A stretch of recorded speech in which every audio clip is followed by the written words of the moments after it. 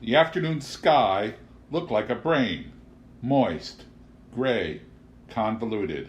A mad scientist's breeze probed at the brain, causing it to bob and quiver as if it were immersed in a tank of strange liquid. The Skagit Valley was the residue at the bottom of the tank. Toward dusk, the wind flagged. The big brain stiffened. Mad Doctor's experiment a failure, and ragged ribbons of Chinese mist unfurled in the valley. The blaring cries of ducks and geese and the popping of hunters' guns echoed over the sloughs. During the waning Sung Dynasty moments of the day, Ziller cooked up his first batch of sausages, a trial run at the Captain Hendrick Memorial Hot Dog Wildlife Preserve. Earlier that day, soon after the arrival of Plucky Purcell's letter, the new steam cabinet had been delivered by the Acme Restaurant Supply Company of Seattle, and now Ziller was taking it on a shakedown cruise, putting it through its paces, his eyes narrowed in ritualistic test pilot concentration. Like the wife of any good movie test pilot, Amanda waited on the ground, pride in her eyes but worry bending in her mouth, and one ear cocked for disaster. Picture Amanda and Deborah Paget in the kitchen of one or the other's modest little bungalow, drinking cup after cup of coffee and chit-chatting about everything under the sun, except the one thing that's really on their minds, their men out there on the frontiers of weenie space. And when the phone rings and they tense up like clothespins, only it's a wrong number, and Deborah bursts into tears and pounds her little fists on the Formica tabletop, sobbing, "I just can't take it anymore, the waiting and the fear. I married Jim because I love him. He's all I have in the world. But he has something else. He's married to the U.S. Air Force and that gosh almighty hot dog steam cabinet. Boo-hoo!" But the movie had a happy ending, and although Amanda refused to taste a sausage, she did eat part of a bun and found it yielding and velvety. John Paul ate 2 dogs, quote, with everything, end quote, and as they say, and was pleased. After the test, they lingered in the downstairs kitchen. Amanda was jiggling baby Thor on her knee, and John Paul was attaching an electrical amplification device to one of his crude clay flutes. The kinetic energy of their thought systems was somewhere else, however, 150 miles south near the hamlet of Hump Tulips, where it crackled and spit and coursed through one circuit after another in pursuit of the exact position of Plucky Purcell. Amanda's curiosity was almost tangible, a great glowing radio of peak that broadcast from the cavity where the fetus ought to be. One thing was certain, however, they could not intrude. Not only had they been explicitly warned away by Plucky himself, but they were unable to conceive of any immediate circumstances under which their appearance at that forest monastery would have positive results. "It appears that Purcell has got himself into a ticklish situation," said Ziller, "but it is equally apparent that he must work it out for himself. Actually, we know very little about the true character of his predicament. His aborted letter rather leaves us hanging." "I hope he can work it out," said Amanda, jiggling the child. "For all of his two-fisted heroics and naughty background, there's a kind of, well, innocence about him." Jiggle, jiggle. "At any rate, what are we to make of his story about militant monks who spy and kill? Considering the nature of organized religion in general and considering the history of the Roman Catholic Church in particular, I suppose it should not be surprising. Still, in this day and age, it's easy to believe such a thing." Jiggle, jiggle, jiggle. "I could not say that it shocks me," said Ziller. "Civilized man's cruelty seldom do. I know very little about the Catholic Church, actually. In Africa, I did encounter quite a few Catholic missionaries. They were brave and dedicated humans who worked diligently to alleviate physical suffering among the indigents. On the other hand, they unwittingly precipitated an awful amount of psychic damage through the superimposition of their dogma upon tribal beliefs. and they seemed abysmally ignorant of the primitive ethos. How rich, how squirmingly musically rich is the savage mind, and how deep. Here Amanda thought John Paul about to reveal something personal concerning his African quest, but instead of continuing his comments, he plugged in his flute and blew into it. Whereas it used to go too, too, twee, rather softly and hollowly, it now went shatwee, tweet, tawow, with shrill blue vibrating edges on it. Could that be considered an improvement? John Paul did not say. He made an adjustment on his amplifier and asked, "You must have had a Catholic education. What were your impressions?" Ziller knew nothing of Amanda's religious background, but as she was half Irish and half Puerto Rican, it was only logical to assume that she had some intercourse with Roman institutions. "I abandoned formal education in the 8th grade, confessed Amanda. "I must tell you about that sometime. But yes, I did attend parochial school from the 2nd grade through the 5th. And of course, I watched many of my little friends, quote, grow up, end quote, to use a term I detest, under ecclesiastical conditions.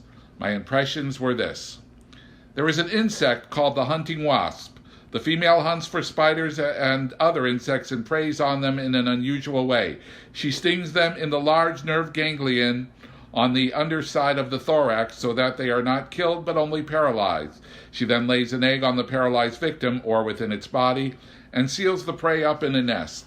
When the egg hatches, the wasp larva commences to eat the prey slowly, gradually, in a highly systemized way. The non-vital tissues and organs are eaten first so that the paralyzed creature remains alive for a good many days. Eventually, of course, it eats away so much of it that it dies. During the whole long process of consumption, the prey cannot move, cry out, or resist in any way. Now, suppose we view the church as the hunting wasp, its stinger being represented by the nuns and priests who teach us in its schools, and let us view the pupils as the paralyzed prey. The egg that is injected into them is the dogma, which in time must hatch into a larva, personal philosophy or religious attitude.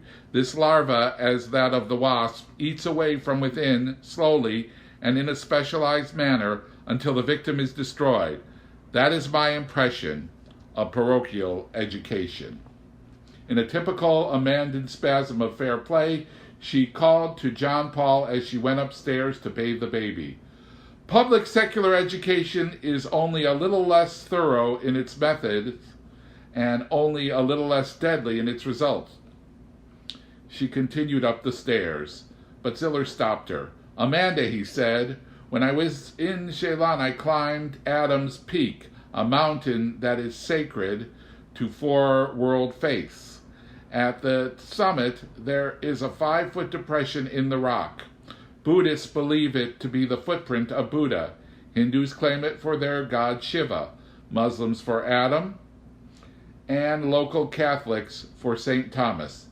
Geologists at the University in Colombo say it is the result of ancient volcanic action. Who do you suppose is right? All 5, of course, said Amanda, and she carried the squeaking baby on up the steps. Ziller smiled. Ziller's smiles are noted for their emery and misterioso, and this one was no exception. Nevertheless, it was a smile that seemed to say, I have married well.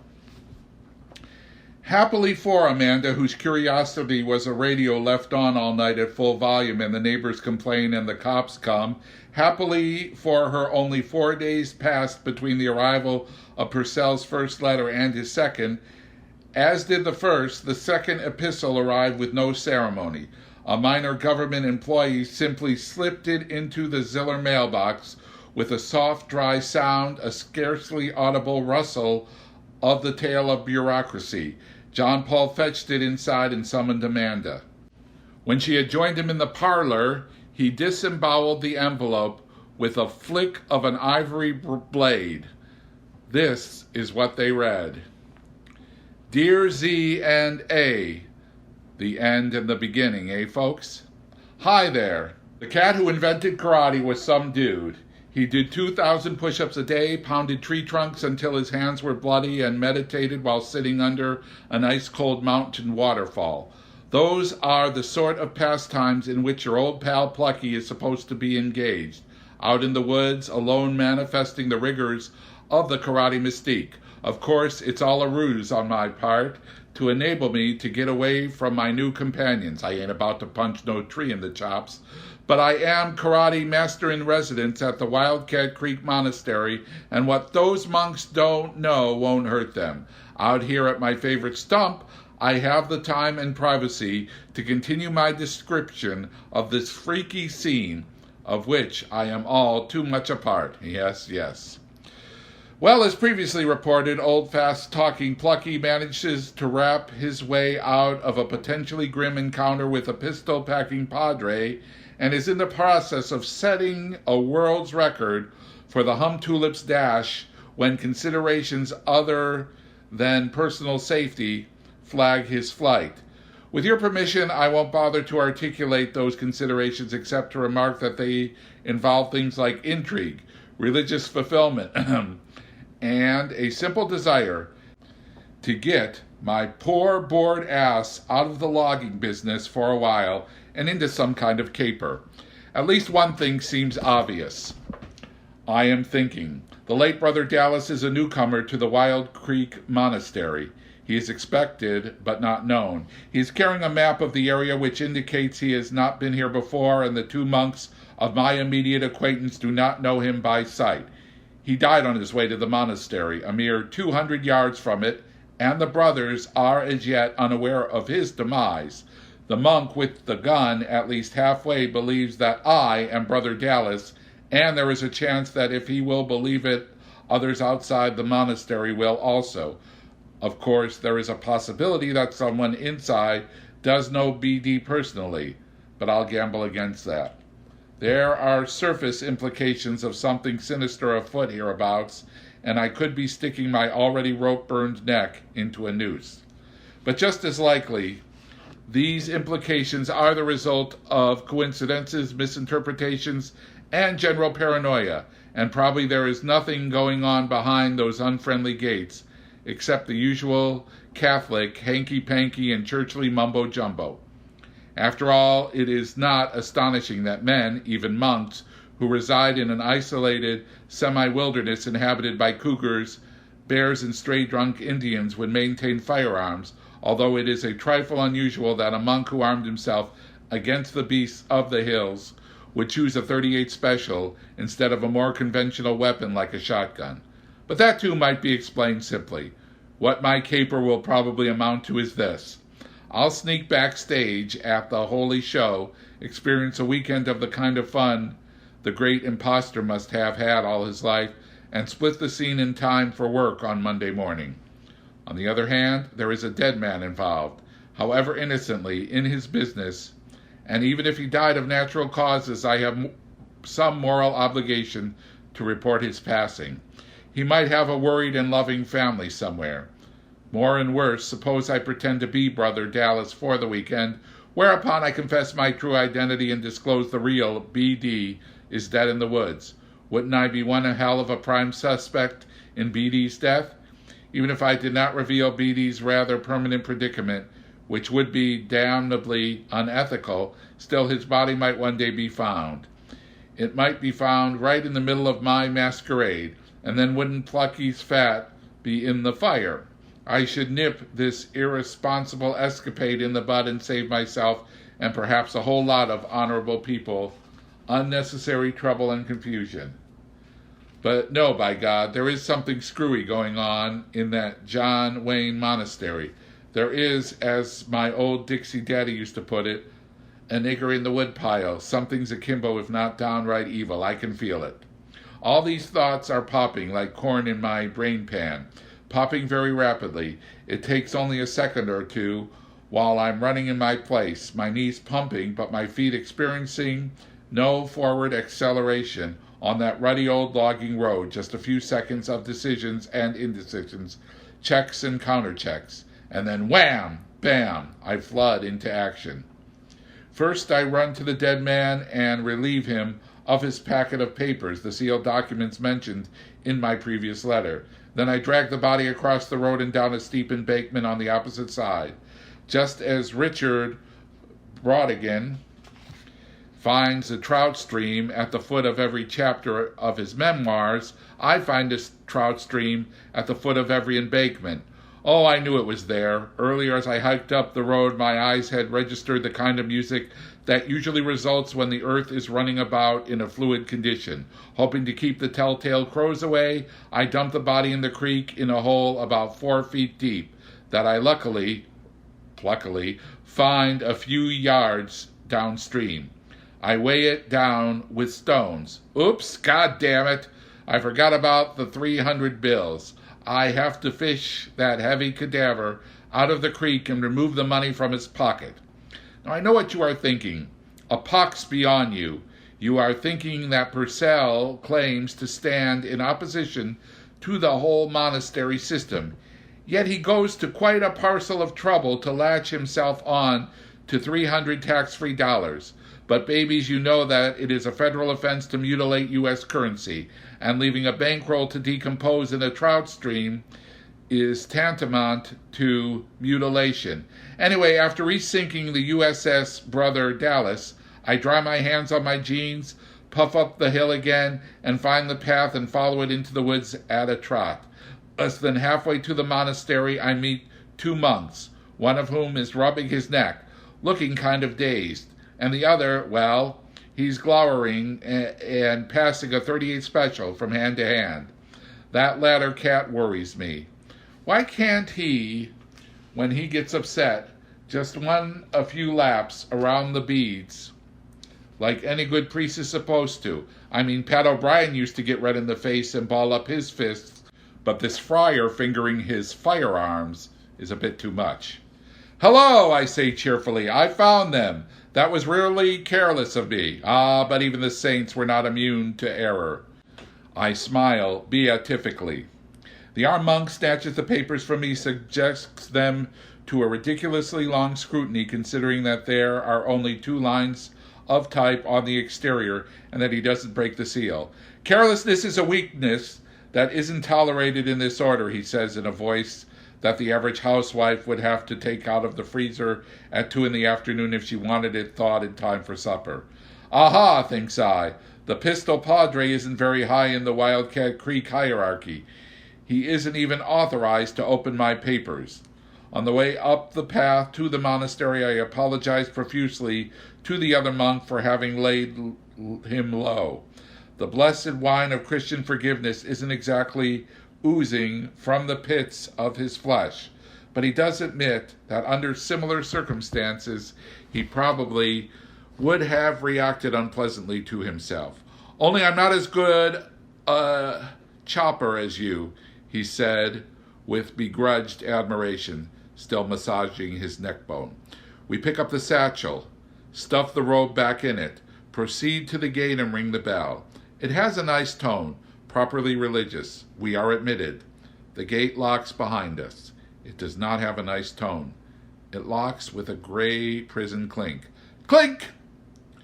Turning an echo and ghastly against the white noise of my central nervous system.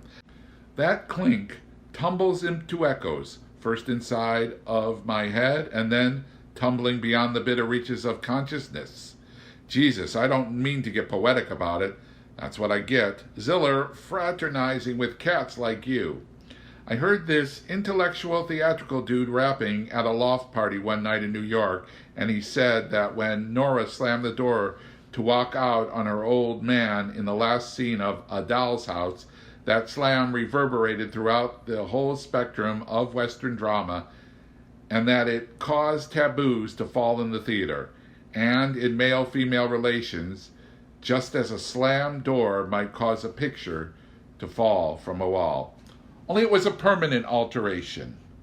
Well, when that monastery gate clinks behind me, I feel that it has permanently altered the theater of Plucky Purcell, that my own little short-run drama, my stiff-kneed dance of life, has been transformed.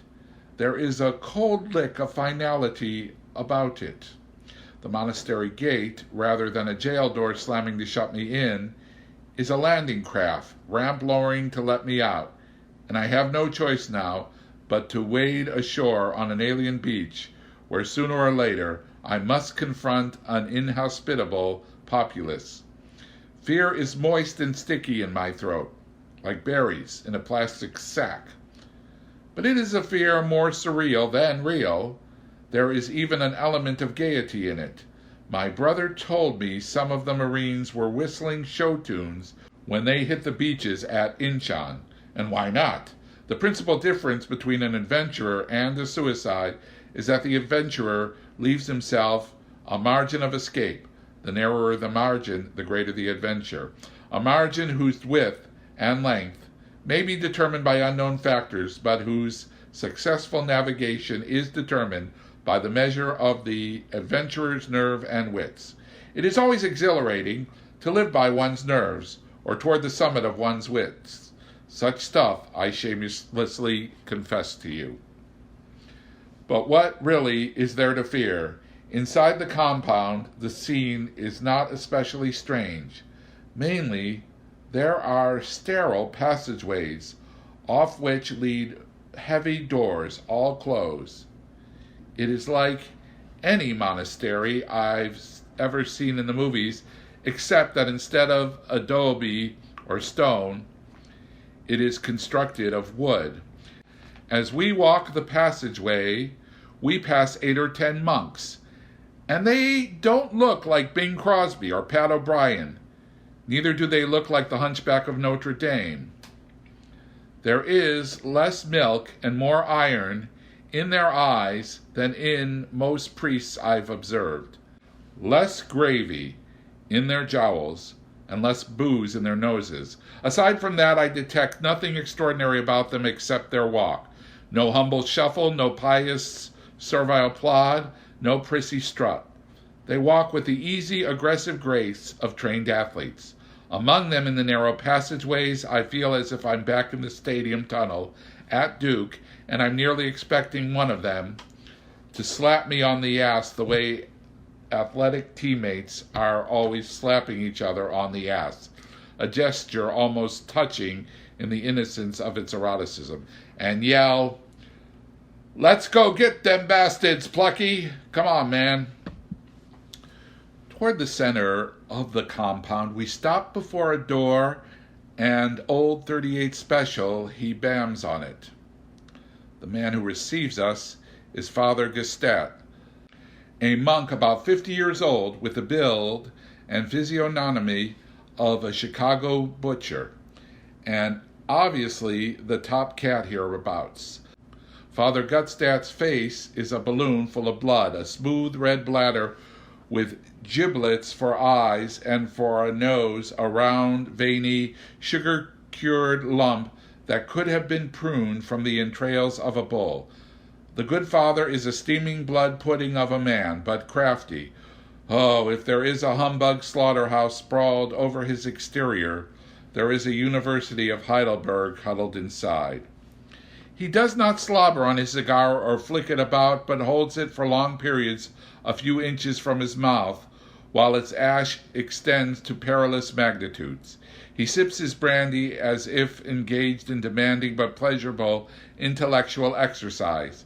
His simplest pronouncements are like experts from a lecture on advanced physics.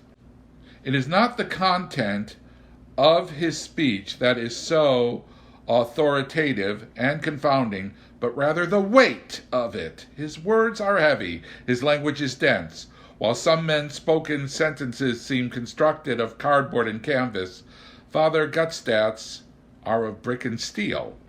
When told of my meeting with 2 monks, he erupts into jolly Santa Claus ho-hos that roll about the room like boulders. It tickles the hell out of that red old fart that I whopped Brother Boston 2 hard ones. I guess if I had broken that monk's neck, the father would have busted his belly with mirth. He is not so amused, however, at the disclosure of my having temporarily, quote, lost, end quote, my papers in the forest. He gives me a discourse on carelessness. It is a short discourse, but it weighs about 4 tons. With a magnifying glass, he checks the seal on my papers. Satisfied, he breaks it and begins to read. Whatever he is reading, man, I wish I knew, takes a very long time. He pauses every now and then to sip brandy or to puff cigar. Eventually, he separates the papers, placing the majority of them in a drawer of his desk and returning to me what proves to be a passport. There is every indication that your assignment in Memphis was a complete success, Father Gutstadt says. Brother Baton Rouge comments at some length on your efficiency. You've distinguished yourself in the eyes of Mary, God, and the Church. Good job, good job. He stands up behind his desk and extends his leg of lamb hand. Welcome to Wildcat Creek Monastery, Brother Dallas. You are now a full-fledged member of the Society of the Felicitator, and eventually we shall have some fitting ceremony. In the meantime, Brother Boston and Brother Newark will show you to your quarters. Be careful not to startle Brother Dallas, Brother Boston. Ho ho. It isn't a laugh, it's a rock slide. Well, babies, that's the way it happened. In a manner of moments, I'm sitting on my cot in a little cell with a wooden dresser and desk and wash table and tatami mats on the wooden floor, and wondering if that shrewd old butcher is playing games with me, if his gizzard eye saw through my pretensions. But of course, I know by now that he did not. I have put them on. Yes, yes, indeed. I'm in residence at a monastery where through the damnedest, maddest, insanest, most kooky quirk of bat-blind events, I am believed to be Brother Dallas, the Texas chopper, recent initiate in the Society of the Felicitator, the blackest band of friars to kill for Christ since the holy office of the Middle Ages. On my passport, it reveals that Brother D is 31. Actually, I've just turned 30. Close enough. The card says BD is 6'3" and weighs 200 pounds, or about as much as a good belch by Father Gutstadt. I'm 6'1" and weigh 189. But I was standing tall all day, and I'm no scrawny chicken, so the fact that the dimensions are slightly askew hasn't occurred to my new pals. Brother D is from the South, and I have a Southern accent, an authentic one. Thank the gods. I'm sure the father would have spotted a phony drawl. That helped. But the clincher, I imagine, was that BD was a karate expert. And right off the bat, I had the opportunity to effectively demonstrate my own facility in that honored Oriental art. Then, too, I happened to arrive on the very day that the real Brother Dallas was due, and with proper papers. Imagine, obviously, destiny is moving me. Purcell's fates, plucky pawn. To top it off, I get assigned, as part of my chores, to the supply detail, meaning that once or twice a week, a cat named Brother Omaha and I drive the holy Jeep into Hum Tulips and purchase supplies at the general store. One day, not long after I arrived, I got to drive down to Aberdeen to pick up a part for the shortwave transmitter. That was the day I found in my post office box your letter telling of weenies and roadside attractions, and the day I mailed you a postcard. We monks are taken at face value in Hum Tulips, treated with casual unctuosity by that portion of citizenry that is neither Indian nor drunk, and with utter indifference by that larger portion that is decidedly both. The very first grocery run I'm on, I sneak an epistle off to the Bavarian Motor Company in Aberdeen and tell them to place my bus in storage. Another note to the mill tells them I've sailed to a sunny Mediterranean isle to live in a gypsy cave with an expatriate Vassar girl, and would they please donate my back pay to the Salvation Army. Thus here I am, in tight at the militant monastery, and you are probably saying in unison, "So what, you dumb damn nut?" And maybe I can convince you I'm not a jackass, and maybe I cannot. But the moment it's getting dark out there in the woods and every time a twig snaps, my hair climbs a tree. So the other goodies I have to share with you will have to wait until a later edition. Meantime, take care, my little friends. Onward the zoo and up the sausage. Brother Dallas bestows bountiful blessings upon you. But please don't write him with no grateful regards, because if his brothers ever catch him passing notes, they'll dig a hole in his head and bury his boots in it. Love and kisses, Plucky P. Well, said Amanda, what do you think? What is there to think? Asked Ziller. Well, I don't know. You could think that Plucky Purcell has treated us to an elaborate performance of personal fantasy, except you know that he's telling the truth. So you could think that Purcell is on a binge of self-destruction and has deliberately stuck his head into the jaws of the church, knowing, as he must, that those jaws do not have rubber teeth. Or you could think that Purcell had plucked, upon a secret so hot it could shake the foundations of Christianity from humped tulips to Rome, and that he's on top of it, and he knows he is, and that he isn't climbing down until he's ridden it to wherever it's going. Or you could think that is an unusual and interesting situation which might eventually prove to have some bearing on our own spheres of activity. You could think it's our duty to go down to that place and rescue the mad Pluck before something real bad can occur. You could think that what will happen according to its divine plan, and that we have no right to interfere, but must sit back in our privileged seats and watch it through. Or you may think, as others have thought before you, that I am a young woman of great curiosity.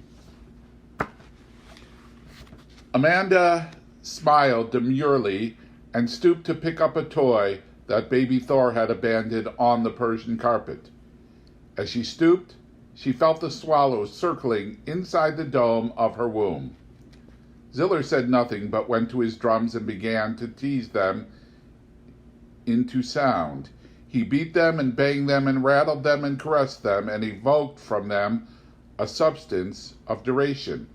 He looped a garland of high, bright rat-a-tat around the collar of a primitive thud that seemed to thud in chain reaction all the way back to the belly of the beast, whose membrane it was that gave life to the empty circle of drum.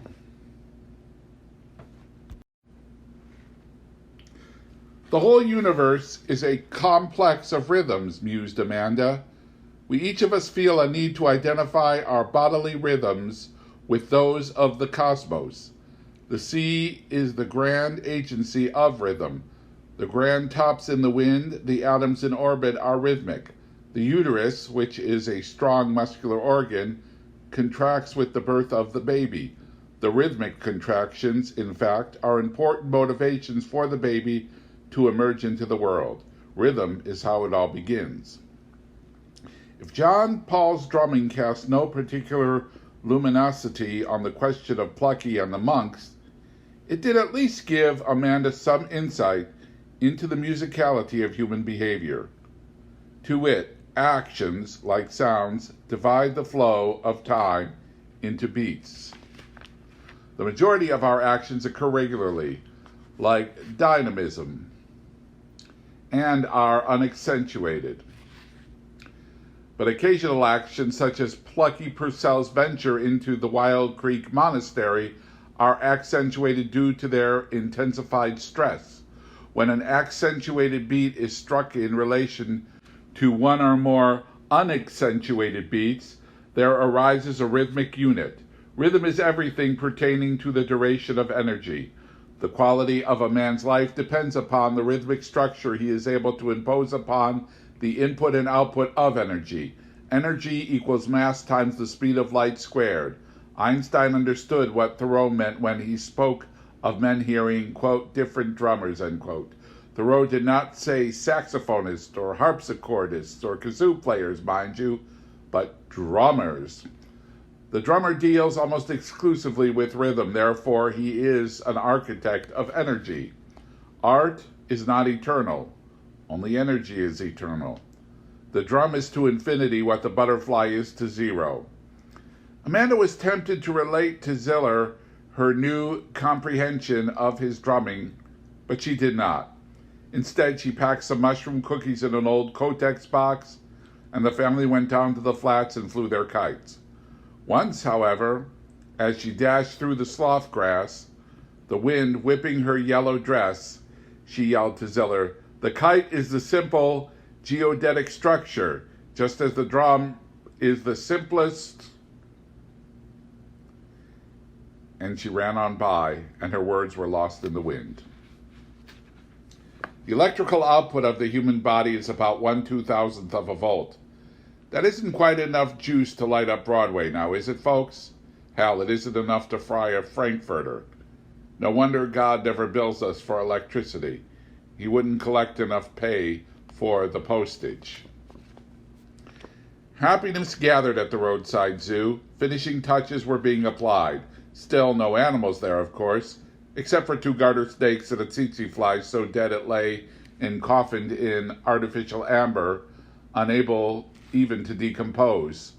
As for the rest of the Captain Kendrick Memorial Hot Dog Wildlife Preserve, it progressed. Each day, another touch or 2 was added. Applying these touches required usually no more than 1/12th of the day's duration. The remainder of the time could be allotted to redecorating of a more personal nature. Although both Amanda and John Paul now retreated for several hours daily to their sanctuaries, the family knot shrank tighter. Moncole had been ill at ease with the first Mrs. Ziller, and she with him. Quote, "Darling, I don't want to sound stuffy or Kansas City bourgeois. After all, it's the unique difference of your personality that I adore. But taking a baboon along on a wedding trip is somehow, oh, I don't know, John Paul, it just gives me the creeps," end quote. But with Amanda, the learned ape was relaxed to the point where he scratched her pelt with the solicitude he ordinarily reserved for his own. Baby Thor took to wearing loincloths in proud imitation of his new papa. The 4 of them played games indoors and out, picked mushrooms and berries, dug roots and clams, made music, performed their chores, coaxed the wild cafe into further states of wonder, and shared, perhaps, gleanings of individual investigations into whatever. Occasional visitors, mostly strangers, called. Attracted by the vibrations or alerted by word of mouth, young men and women in transit, moving from California to Canada, or vice versa. They smiled a great deal, some carrying their belongings in tattered guitar cases, some carrying their heads in bandages, getting rough out there for the young and free. They were given a good meal and happy words for the road. Adding seasoning to life at the zoo were Purcell's letters, telling of the wiles of right-wing monks under orders from the conservative nucleus of the Vatican to protect the church against Protestants, tax-minded governments, and liberalizing tendencies, telling of assassination devices and crafty plots and narrow escapes, telling of his monkish longing for pussy. Letters somewhat unusual in the nature of their information. Letters in a masculine register. Letters to be read more than once. Read with ceremony, incense and drums. Thus the days marched across November serenely, almost ecstatically. And then the rains came. And then the rains came. They came down from the hills and up from the sound.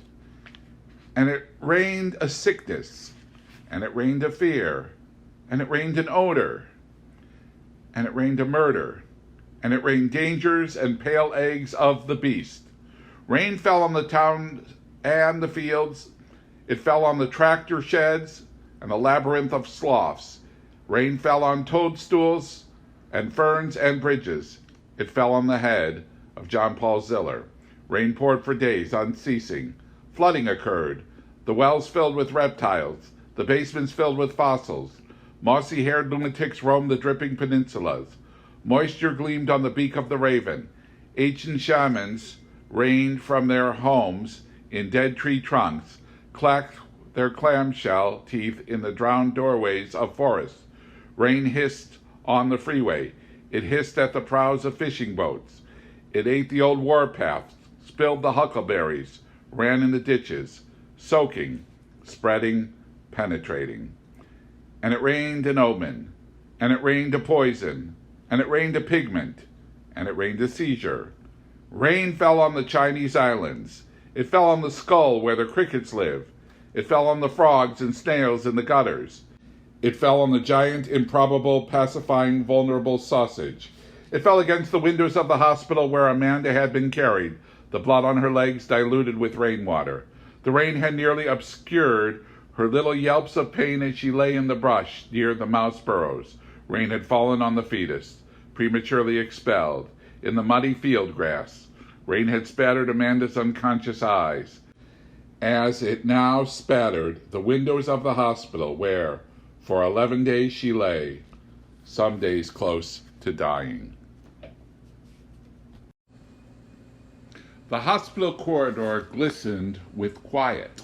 At the reception desk, the nurse, amicable of countenance if bony of physique, looked up from the Reader's Digest in which he had been enjoying an article entitled, "What Makes a Good President?" by the late Dwight David Eisenhower. Visiting hours would not begin for another 40 minutes, so the nurse was not expecting a caller. Especially she was not expecting a caller such as this one. My God, most irregular. A tall, vinegar-colored man with a ball of tumbleweed for hair, wearing a rain cape of python skin, beneath which was only a loincloth. Must be some kind of kooky joke, the nurse thought. What does he want? How am I going to cope with him? How unlike General Eisenhower he is. Make a piss-poor president? Her thinking was a trifle shredded. The man turned out to be polite. Had no thought to rape and pillage. He was here to see his wife. Oh yeah, the poor little girl who had the miscarriage. He was aware that visiting hours had not begun, but he had only a moment to stay, as he had left his young son in the care of Babel, a friend. All the doctors were out to dinner, so the nurse excused herself and disappeared with practiced indifferent efficiency down one of the white-tiled corridors. In a few minutes she returned and announced, "Mrs. Ziller is sleeping. She's very weak. Still on the critical list. I think it would be better, Mr. Ziller, if you came back tomorrow. And for God's sake, wear some clothes." This last statement was made under her bony breath. "May I please just look in on her?" His voice was so tired but very cultured and strong. "I'd like to leave these." He held out a bouquet of fresh Amanita muscaria, big, robust mushrooms with white warts distributed about their scarlet caps. The nurse gulped. "They are poison, aren't they?" No. They have abnormal effects on the nervous system, the brain, but there is no death in them. Anyway, they're for looking, not for munching." He smiled. "She'll like them very much." The nurse tried not to fluster. "Well, okay," she said. "Just leave them in that pot you brought them in. But I'll have to ask the doctor about him when he gets back." She led Ziller through the clean glare and medicinal smell and whiteness to Amanda's room. "We mustn't disturb her," said the nurse. She cracked the door. Ziller tiptoed into the gloom. He scooped Amanda's face up in his vision, weeding out the paleness, the thinness, the plastic vines running out of her veins and nose, the arms that lay askew like broken wings. He was afraid to burden her with a kiss. The magic words he had to say for her, he barely whispered. He left the bowl of blazing mushrooms on the table at her bedside, and, with it, a haiku written on rice paper, stained by the rain. They've built their nests in the chimneys of my heart, those swallows that you lost. Plucky Purcell says that sooner or later everything boils down to a matter of a buck. Perhaps Purcell overstates the case, but few are the lives untouched by considerations of economics. A financial crisis arose for the Zillers, for example, as a result of Amanda's hospitalization. In truth, Ziller had brought a tiny little nest egg to the roadside zoo. He and Amanda had hardly been extravagantly compensated in their employ by Nearly Normal's traveling Tibetan show, although John Paul was paid union scale, nor had Ziller grown rich from the sale of his sculptures, although he had sold a few to collectors of moderate means. However, his associations with the Hoodoo Meat Bucket had been quite profitable. Despite the fact that the band's record album was merchandised under the counter, no reputable distributor would touch it, and was blacklisted by broadcasting stations from coast to coast, it became nevertheless a cult totem and, quote, underground classic, unquote, so to speak, and sold upwards of 50,000 copies. With monetary success came an inevitable token of establishment acceptance and numerous opportunities for compromise. There had been an impromptu meeting at the Annex bus down on Avenue B.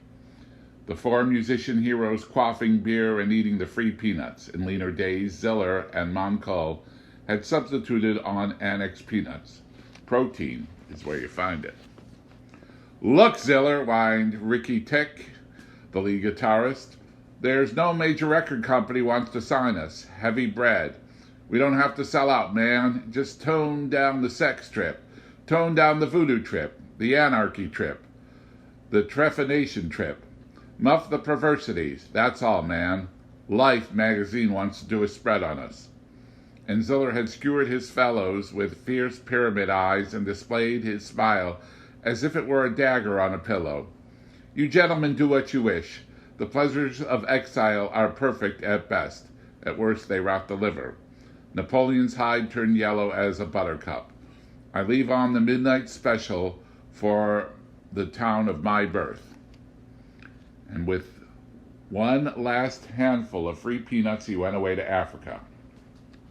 But as 90% of the songs in the Meat Bucket repertoire were Ziller compositions, he received a handsome settlement prior to departure. Travel had been costly.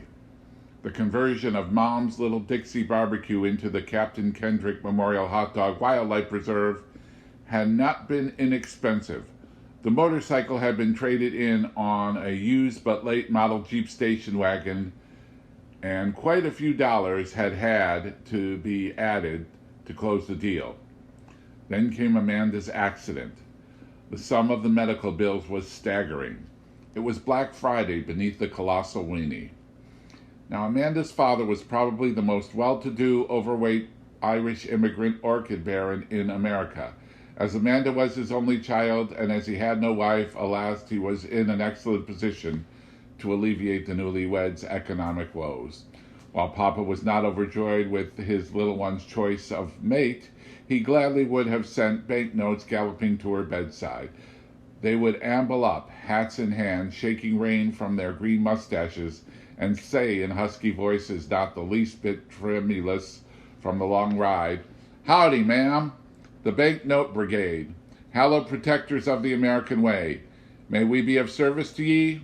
Moreover, the Zillers could have touched Nearly Normal for a loan.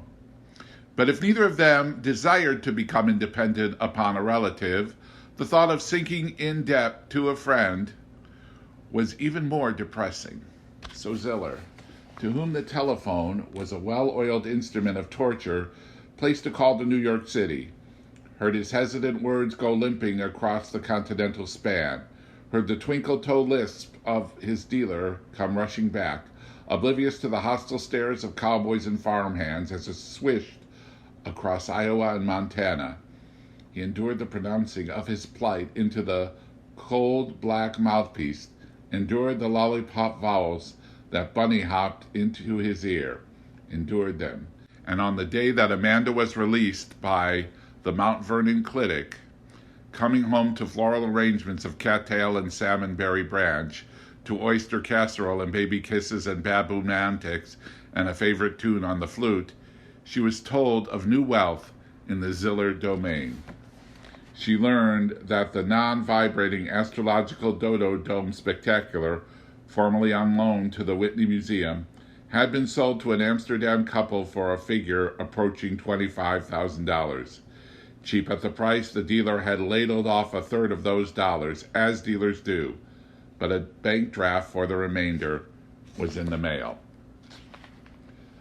There will be a minimum of tourists on this road until spring, Jean Paul told his bride, a minimum of connoisseurs searching for old-fashioned red hots beneath these sour skies and in these hammering rains. We have funds now. Enough. No hassle. The opening of our enterprise can be delayed. We are here in the northwest corner, you brightening it, me poking in it.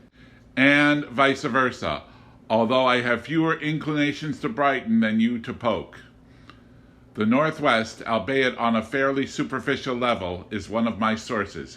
You spoke of curiosity about the science of origins, or as I would prefer to call it, the science of Godward solutions. Well, aside from my personal tinctures, which would only fog the essences in your crucible, there still seem to me to be qualities in this region worthy of our investigation. Mushrooms, for example, and what is left of the aboriginal culture. Perhaps there is even something to be learned from the rains. Therefore, I suggest that we postpone our grand opening until April 1st.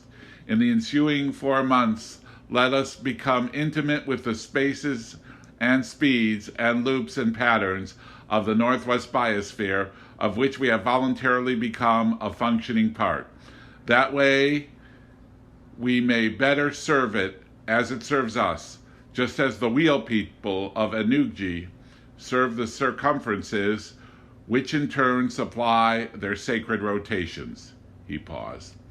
We shan't neglect our usual interests and private projects, of course. Right up my alley, said Amanda quickly. Pass the oysters. What's the latest word from Plucky Purcell? I love you, John Paul.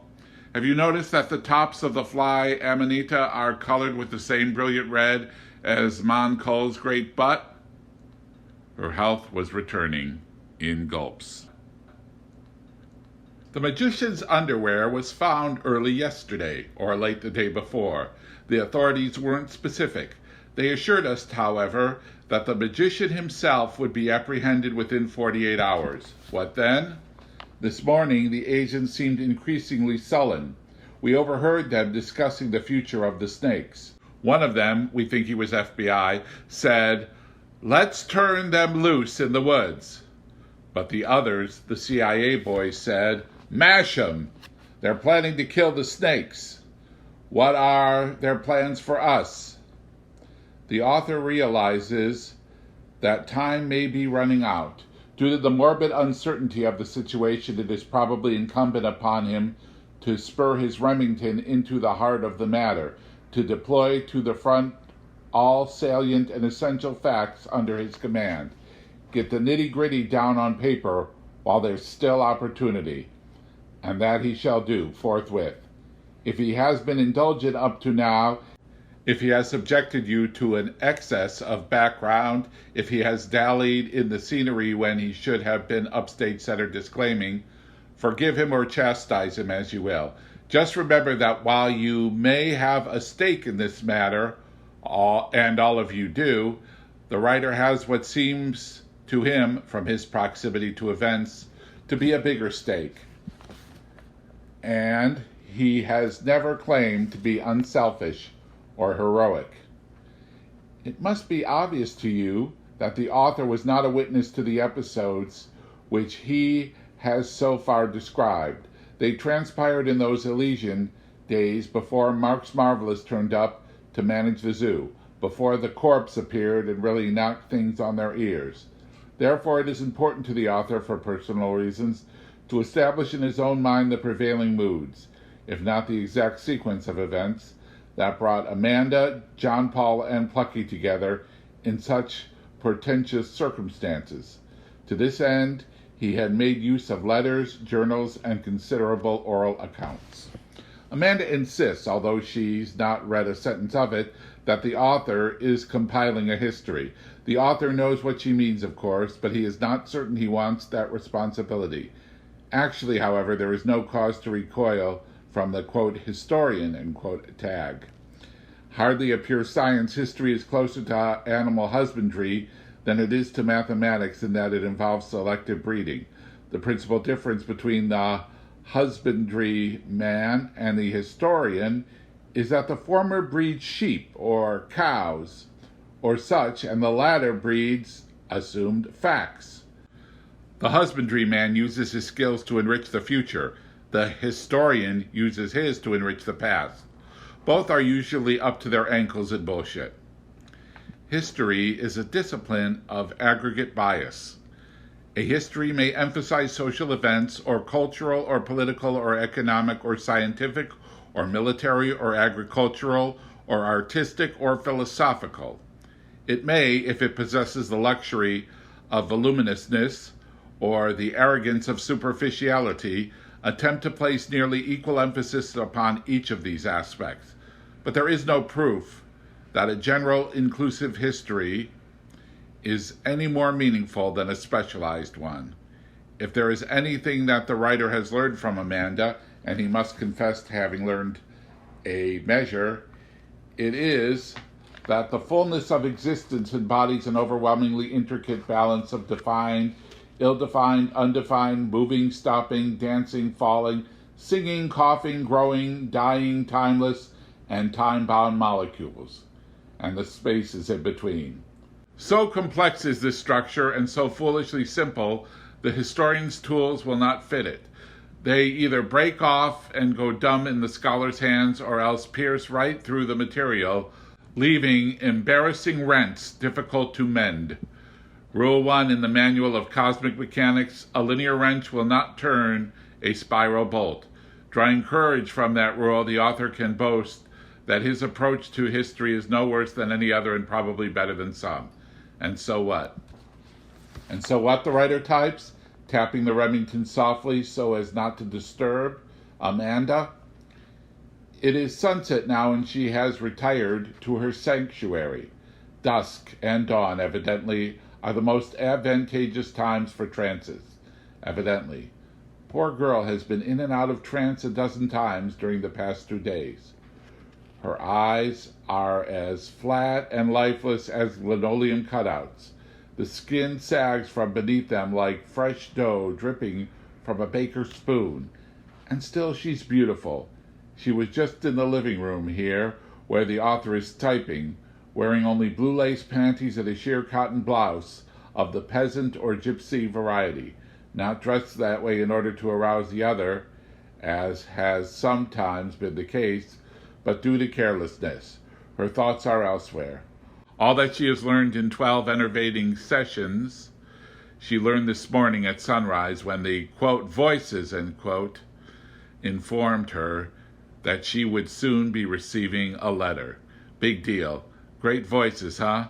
They did not even say from whom. It could be a letter from Al's butterfly shop in Suez soliciting a contribution to Al's Journal of Lepidoptera, a monthly magazine. It could be a letter from her Uncle Mick in Pasadena.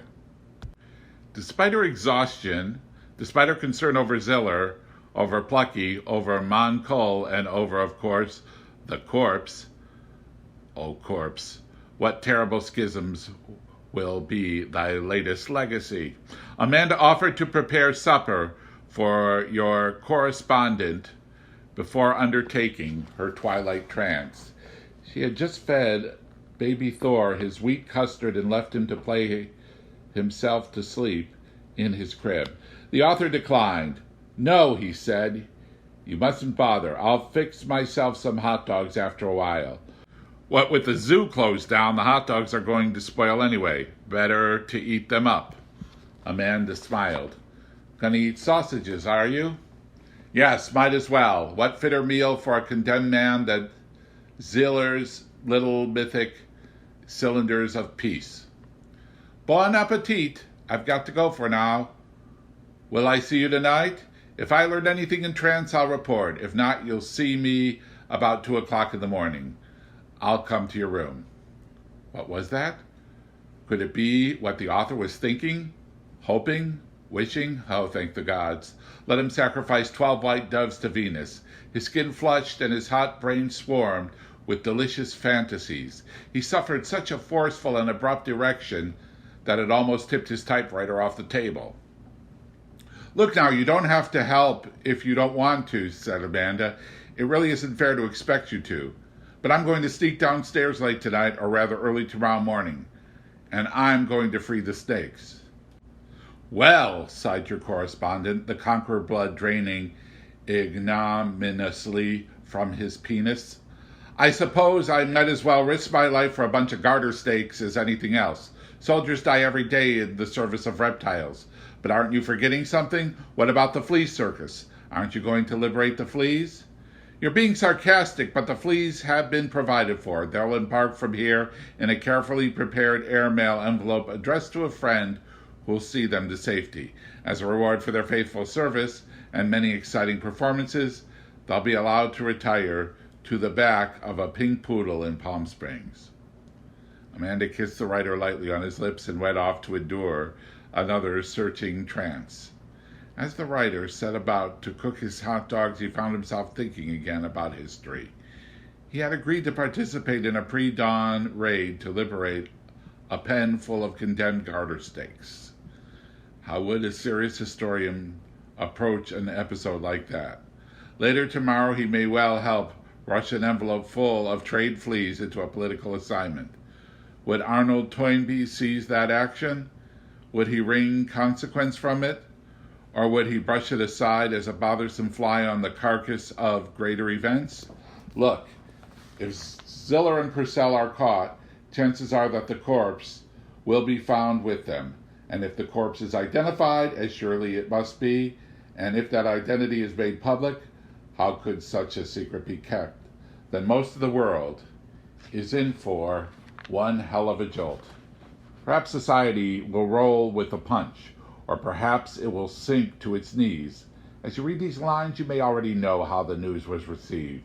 At any rate, the wordmen, the explainers, will have to deal with the occurrence. First, the journalists will report it. Then, barring unforeseen reaction, the pundits will analyze it. Eventually, the historians will have their turn. They will shape their various versions of the discovery of the corpse, Purcell's abduction of it, the great dilemma it caused, and the final flight with it to wherever it might be out there in the broad American night. But will they, can they, the scholarly historians, reveal what really truly happened? No, the writer is now convinced that he alone can snatch that essence from its wild background and isolate it naked from the commotion and myth. And the writer is willing to spill everything, if you dare to listen.